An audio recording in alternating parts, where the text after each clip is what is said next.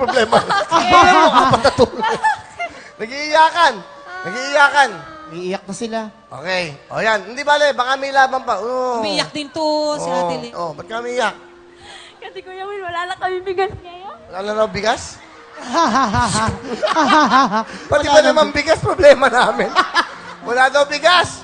Ayaw na mo magpa-utang yung inuutangan na. Di bale, may 10,000 naman kayo eh. 225 kayo. Okay, maganda. Ako, Kuya Will, kasi first time ko po nakapasok dito. Umabsent pa po ako sa amo ko. Tambak na po yung trabaho sa kanya, pero ito pa rin po. Pinayagan pa rin po. Nanay, pinilan nila na ako. Okay lang yan. Ba't ka umiiyak? Wala po, masaya lang po ako sa kanila kasi wala daw po silang bahay. Kinikwento mo po nila sa amin kanina. Kanina ko. Mga kasambahay, nagkakakwentuhan sila sa mga buhay nila.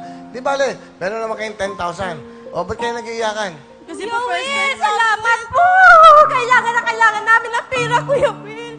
Nasa gilid na po kami ng kalsada nakatira. Natinimulis po kasi kami, Kuya Will. Kaya po namin. Hindi lang kami nakapasok dito na...